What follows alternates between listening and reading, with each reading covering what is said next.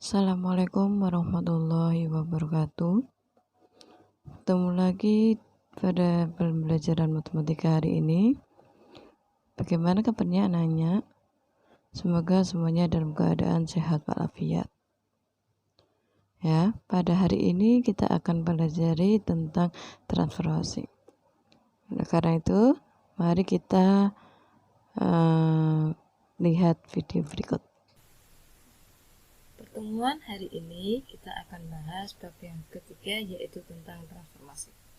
Transformasi yang akan dijelaskan hari ini ada dua jenis, yaitu yang pertama refleksi atau pencerminan.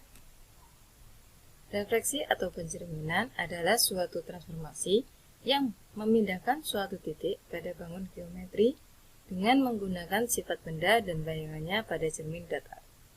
Sifat bayangan benda yang dibentuk oleh pencerminan sebagai berikut. Sifat yang pertama, bayangan suatu bangun yang dicerminkan memiliki bentuk dan ukuran yang sama dengan bangun aslinya. Sifat yang kedua, jarak bayangan pada cermin sama dengan jarak aslinya ke cermin. Sifat yang ketiga, bayangan bangun pada cermin saling berhadapan dengan bangun aslinya. Contoh-contoh refleksi. Bisa diperhatikan sendiri ya, anak.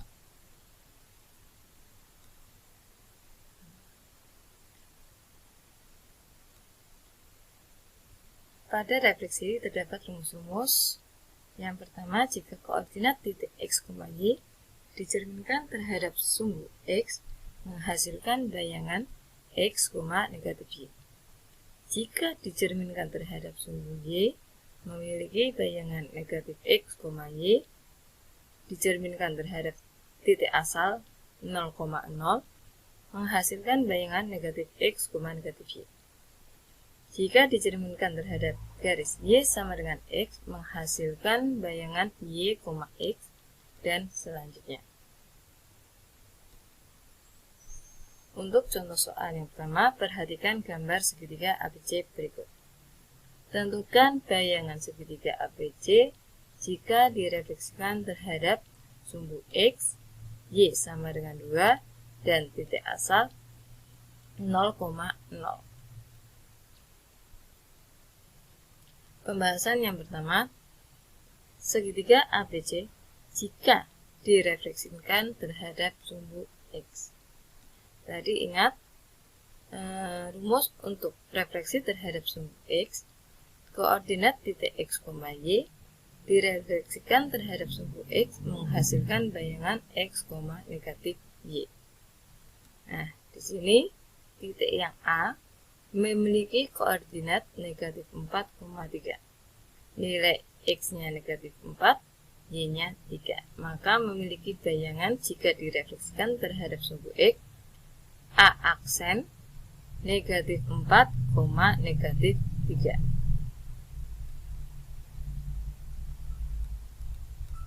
Untuk titik koordinat B, negatif 2,1, direfleksikan terhadap sumbu x, memiliki bayangan negatif 2, negatif 1. Untuk koordinat titik C, negatif 1,4, jika direfleksikan terhadap sumbu x, memiliki bayangan negatif 1, negatif 4. Sini ada gambar bayangannya.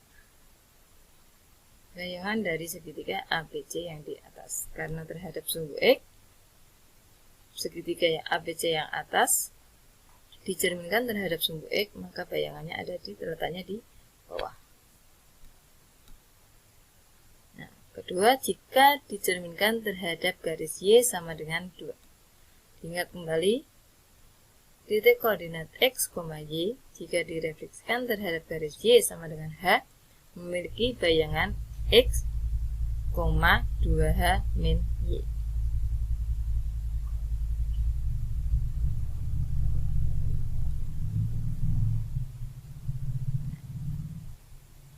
Titik yang pertama atau titik A memiliki koordinat negatif 4,3 direfleksikan terhadap Y sama dengan 2, 2 di sini sebagai H.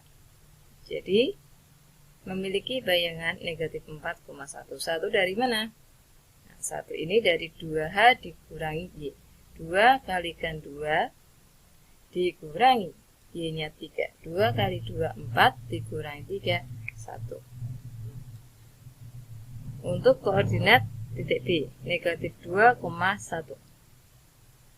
Direfleksikan terhadap garis Y sama dengan 2, menghasilkan bayangan negatif 2,3. Ya, 3 diperoleh dari 2 kali 2 dikurangi 1. Koordinat titik C negatif 1,4 dicerminkan terhadap garis Y sama dengan 2, menghasilkan negatif 1,0. 0 dari mana? 2 kali 2 dikurangi 4. Nah, seperti ini bayangannya.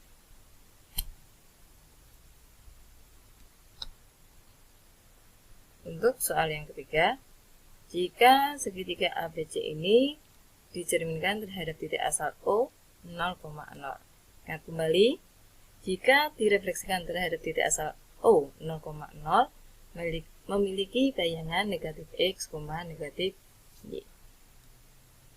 Titik A, negatif 4,3 direfleksikan terhadap titik asal O 0,0, menghasilkan bayangan 4, negatif 3. B, negatif 2,1, memiliki bayangan 2, negatif 1. Dan C, negatif 1,4, memiliki bayangan 1, negatif 4. Nah, di sini merupakan segitiga bayangannya yang dicerminkan terhadap titik asal O 0,0.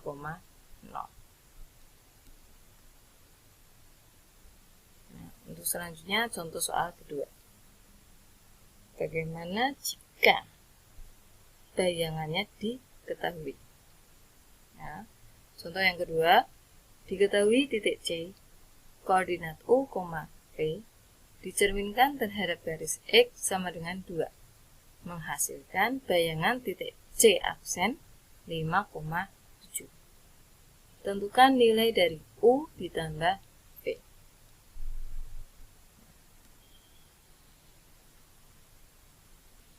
Pencerminan terhadap garis X sama dengan H dirumuskan dengan 2H dikurangi X, Y. Di sini ada soal C itu koordinatnya U, V. Artinya apa? U itu sebagai X, V-nya itu sebagai Y. Direfleksikan terhadap garis X sama dengan 2. 2 sebagai nilai H. Menghasilkan C aksen 5,7. 5 di sini menempati 2H kurangi X. Dan 7 sebagai Y. Ya, kita cari dulu U dan V-nya. Dari bayangannya, 2H dikurangi X itu hasilnya 5. H-nya berapa? H-nya ganti dengan 2. 2 kali 2 dikurangi X-nya itu U sama dengan 5. 2 kali 2, 4 dikurangi U sama dengan 5. Negatif U sama dengan 5, 4-nya dipindah, dikurangi 4.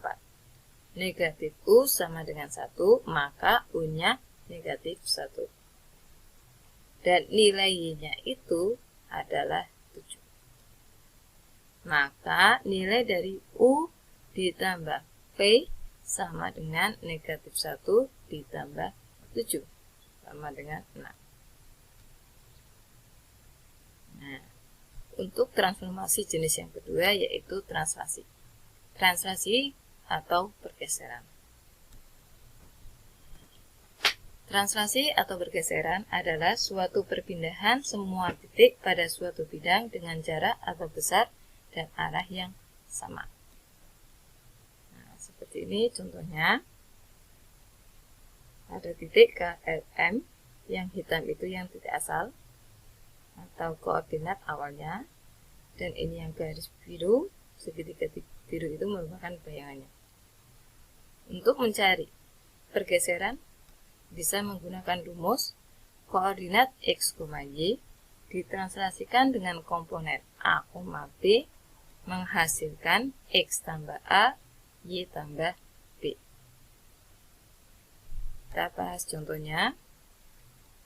Diketahui titik sudut sebuah segitiga yaitu I negatif 2, negatif 1, C negatif 1, negatif 4, dan K negatif 4,1. Gambarkan bangun tersebut dan bayangannya dengan menggunakan translasi 3 satuan ke kanan dan 4 satuan ke atas. Kalau ke kanan itu berarti sumbu X positif. Dan 4 ke atas sumbu Y yang positif. I negatif 2, negatif 1. Tadi rumusnya X tambah A, Y tambah B. Sini X-nya negatif 2, A-nya 3. Berarti negatif 2 ditambah 3, 1. Y-nya negatif 1 ditambah B, B-nya 4. Negatif 1 tambah 4 itu 3. Maka I memiliki bayangan 1,3. Koordinat yang kedua C. Negatif 1, negatif 4 ditranslasikan dengan komponen 3,4 menghasilkan bayangan C 2,0. Ya, negatif 1 ditambahkan 3, negatif 4 ditambahkan 4. Titik K negatif 4,1 ditranslasikan dengan komponen 3,4 menghasilkan bayangan ke aksen negatif 1,5. Negatif 4 tambah 3, 1 ditambah 4. Nah, itu contoh yang pertama pada translasi. Contoh yang kedua pada translasi, diketahui segitiga OPQ berkoordinat di O 2,5, P negatif 3,4, dan Q 4, negatif 2. Ditranslasikan sehingga didapatkan koordinat bayangannya adalah O aksen di 3,1. Di sini O-nya diketahui 2,5 dan bayangan O-nya diketahui 3,1. Komponen translasinya belum ditentukan. Nah, ini kita cari, tentukan pasangan komponen translasinya dan koordinat titik P aksen dan Q aksen. Kita cari dulu komponen translasinya. Dari mana? Dari O 2,5 dan bayangannya 3,1. Diingat kembali rumus untuk menentukan translasi X, Y ditranslasikan dengan komponen A, B. Rumusnya X tambah A, Y tambah B. Nah, di sini ada koordinat O 2,5. 2 itu sebagai X, 5 sebagai Y.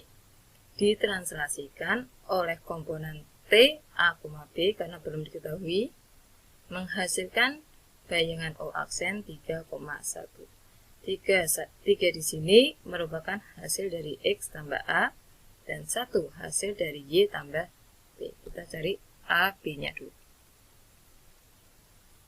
X tambah A.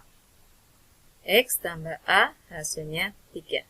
X-nya berapa? 2. Jadi 2 ditambah A-nya belum diketahui sama dengan 3.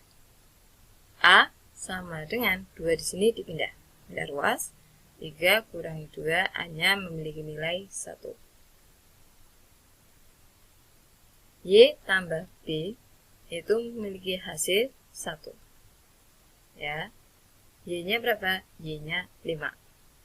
Ditambah B hasilnya 1. 5 di sini kita pindahkan, maka B sama dengan 1 kurangi 5, B-nya memiliki nilai negatif 4. Setelah itu baru kita bisa mencari nilai bayangan dari P. P di sini koordinatnya negatif 3,4. Ditranslasikan dengan A, B. A-nya tadi beroleh 1, B-nya negatif 4. Maka bayangan P aksennya negatif 3 tambah 1 negatif 2, 4 ditambah negatif 4 itu 0. Dan koordinat Q 4, negatif 2 ditranslasikan terhadap T 1, negatif 4 menghasilkan bayangan Q aksen 4 tambah 1, 5, negatif 2 ditambah negatif 4, negatif 6. Nah, sampai di sini dulu materi yang bisa Ibu sampaikan. Untuk pertemuan depan kita akan membahas tentang dilatasi dan rotasi. Sekian dari Ibu. Mudah-mudahan bisa dipahami. Terima kasih. Wassalamualaikum warahmatullahi wabarakatuh.